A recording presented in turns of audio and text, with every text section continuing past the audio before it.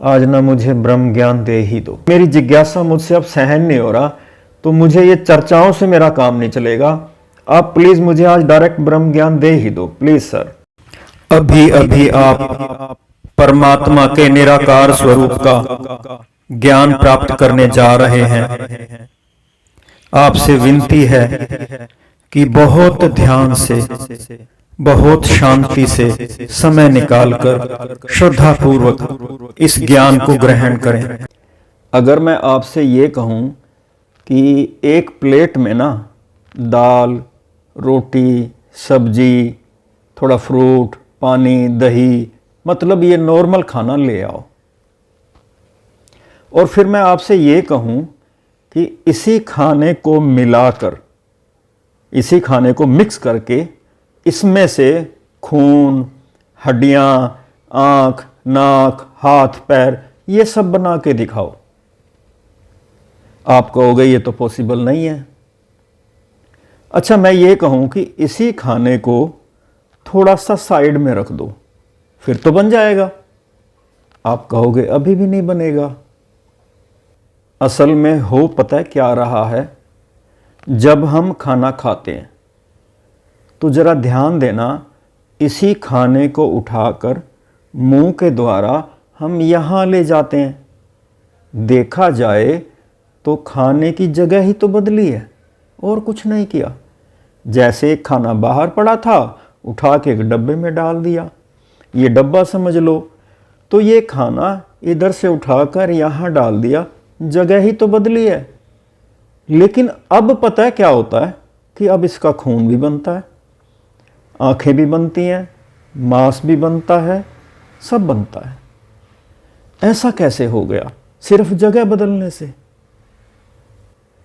यहां पे एक शक्ति है, वो शक्ति इन सारी चीज़ों को, दाल, रोटी, सब्जियों को खून में भी बदलती है, आंखें भी बनाती है, शरीर बनाती है, या शरीर में परिवर्तित करती है। थोड़ा और गहराई में जाओगे तो असल में खाना तो एक बहाना है। वही खाना देखो, लाल खून, हड्डियां, मांस कैसे बन जाता है। चाहे उस खाने को मिक्स भी करें तो दाल रोटी ही तो रहेगी, खून में परिवर्तित हो जाएगी, हड्डियां बन जाएंगी, आंखें बन जाएंगी, बाल बन जाएंगे। चमत्कार नहीं है ये, सिर्फ जगह बदली है बस, और कुछ नहीं किया, जगह ही तो बदली है। तो ये जो शक्ति है ना यहां पे, ये सारा काम कर रही है। यानी इसी खाने को स्थूल शरीर में परिवर्तित कर रही है, और ये हमारे बहुत निकट हो रहा है, बहुत निकट हो रहा है। हैरानी की बात है, सिर्फ जगह बदली है बस, जगह बदली है। खून बन गए, हड्डियां बन गई, सब कुछ बन गया। तो इस शक्ति ने बनाया, तो इस शक्ति ने ये सारा स्थूल शरीर बनाया, और बना भी रही है और उसको क्रियान्वित भी कर रही है। अच्छा, इस स्थूल शरीर के अलावा सूक्ष्म शरीर भी इस शक्ति से निकल रहा है। सूक्ष्म शरीर बोले तो मन, विचार और मैं का भाव, और भी ऐसी चीजें, ये सारी भी इसी शक्ति से निकल रही हैं, बाहर आ रही हैं। विचार जैसे हमें आ रहे होते हैं ना, तो हमें लगता है कि हम सोच रहे हैं, वो विचार यहां से आ रहे होते हैं। तो इसी शक्ति से स्थूल शरीर में परिवर्तन हो रहा है। इसी शक्ति से मैं, भाव, विचार, मन, ये सब चीजें भी निकल रही हैं। और तीसरी चीज भी निकल रही है इस शक्ति से, स्पर्श का एहसास, गंध का एहसास, स्वाद का एहसास, दर्द का एहसास, देखने का एहसास, स्पर्श, टच करने का, ये सारी चीजें, मतलब जो ज्ञानेंद्रियां जिसको बोलते हैं, ये सारे एहसास भी यहां से उत्पन्न हो रहे हैं।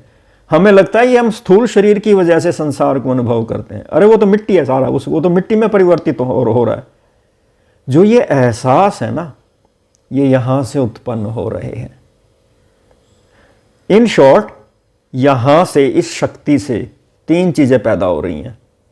स्थूल शरीर में परिवर्तन, सूक्ष्म शरीर का निकलना जिसमें मैं मेन भाव है, और साथ के साथ ज्ञानेंद्रियां, स्पर्श का एहसास, ये सारे एहसास कह लो, गर्मी का, सर्दी का जो हम महसूस करते हैं, वो इसकी कृपा से है, इस आत्मा से उत्पन्न हो रहा है। अब ये जो तीन चीजें हैं, इनमें से जो मैं भाव है, मन है, विचार है, इनके मिश्रण को हम कहते हैं सूक्ष्म शरीर। इसमें जो मेन हिस्सा है वो मैं भाव है, जो हम है, जो मैं है, हम जो अपने आप को कुछ समझता है, वो ये मैं भाव है। तो इन तीन चीजों में से एक सूक्ष्म शरीर हो गया, एक स्थूल शरीर हो गया, और अगर इन तीनों को मिला दें तो ये बन जाता है जीव। इसको हम जीव कहते हैं। यानी जीव का मतलब ज्ञानेंद्रियां, कर्मेंद्रियां, ये सब मिला के, मैं भाव, विचार, सब एहसास मिला के, और ये जो स्थूल शरीर है, ये सब मिला के इसको जीव बोलते हैं। इस जीव की उत्पत्ति कहाँ से हुई? यहाँ से। ये जो शक्ति है, इस शक्ति को हम आत्मा कहते हैं। और जो इसमें मैं भाव है वो हम है, जो हम दुख सुख भोगता है, जो ये मैं भाव है, दुख सुख भोगने वाला, भटकने वाला, जिसकी मृत्यु कह सकते हो, जिसका जन्म कह सकते हो, वो सब यहीं से हो रहा है। अब यही जो शक्ति यहां पे है, यही शक्ति इस पूरी सृष्टि के कण कण में मौजूद है। जैसे ये, इसको कण समझ लो, एक कण में ये शक्ति है, यहां पे है, ऐसे ही कण सारे संसार में है, सारी सृष्टि में है। यानी हर कण में से नया जीव उत्पन्न हो सकता है। एक चीज तो यहां पे उत्पन्न हो गई, ऐसा ही अगर एक कण हम दूसरी जगह समझ लें, वो भी शक्ति है। वहां से दूसरी तरह का जीव बन सकता है, जैसे यहां बना वैसे वहां बन सकता है, हाथी, घोड़ा, ये सब बन सकता है उसी कण से, वहीं से कण से प्रकट होगा। फर्क क्या है?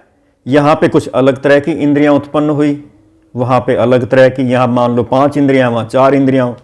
जैसे सांप में सांप के कान नहीं होते, तो अगर दूसरे कण से उस शक्ति से सांप बनेगा तो उसमें जो सुनने वाली शक्ति है वो बनी ही नहीं, है ही नहीं उसमें, तो वो अलग तरह का जीव बन गया।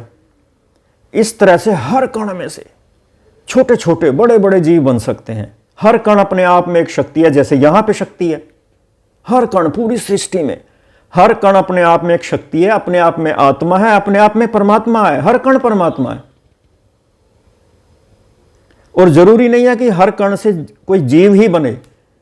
जिसको हम निर्जीव कहते हैं वो भी इसी शक्ति से बनता है। जैसे सूर्य बना हुआ है, सूर्य एक जगह समझ लो, जैसे यहां पे ये शरीर बना, ऐसे यहां से मान लो एक सूर्य बन जाएगा, उसमें से अग्नि निकलेगी, इसी शक्ति से अग्नि निकलेगी, इसी शक्ति से उसका स्थूल रूप बनेगा, इसी शक्ति से रोशनी निकलेगी, गर्मी, रोशनी, जो भी है सब, तो ये सूर्य बन गया। तो कहने का मतलब, इस सृष्टि के कण कण में जैसे शक्ति यहां पे है, वैसे शक्ति सृष्टि के कण कण में भरी हुई है। इसको आत्मा कहते हैं। इसी तरह अगर इसी आत्मा की शक्ति को विस्तार रूप में बोलें तो इसको परमात्मा कहते हैं। यानी ये सारा संसार कण कण में इसी शक्ति से भरा हुआ है। जड़ चेतन हर चीज इसी से प्रकट हो रहा है। इसी तरह फूल है, जैसे पेड़ पौधे हैं, वो भी ऐसे ही बनते हैं। जैसे मान लो यहां पे मैं हूं, मेरी जगह एक पेड़, फूल समझ लो, फूलों वाला पौधा समझ लो, तो यहां से क्या होगा, जैसे हम खाद वाद डालते हैं, उसी को वो फूल में परिवर्तित करती है शक्ति। यही शक्ति उसी को खुशबू भी, यहां से खुशबू भी निकालेगी। यही शक्ति पेड़ पौधे, उसकी पत्तियां बनाएगी, वो भी एक कण हो गया, वो भी आत्मा हो गई।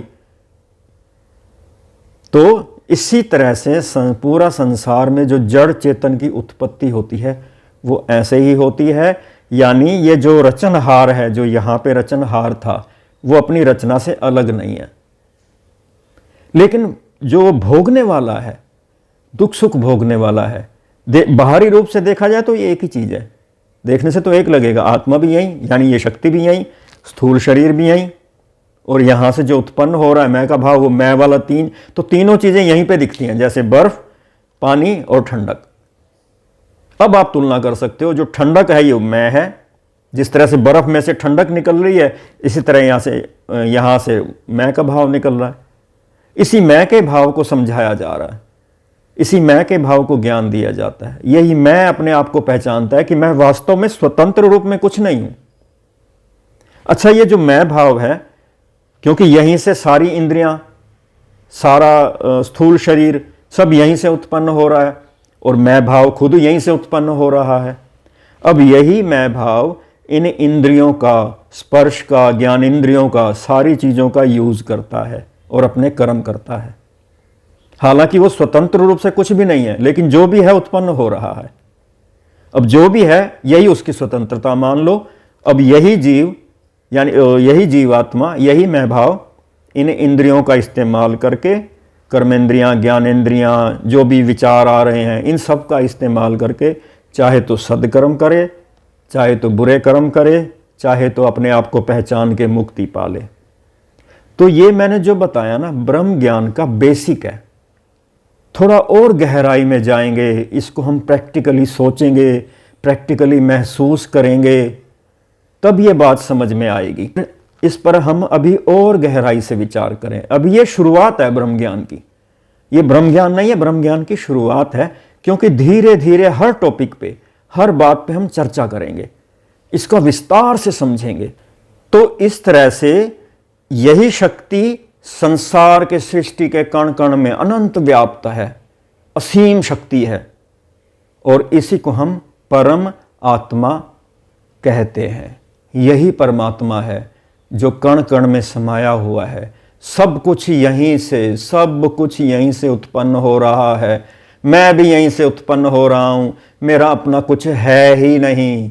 सब कुछ यहीं से पैदा हो रहा है और इसी में नष्ट हो जाएगा।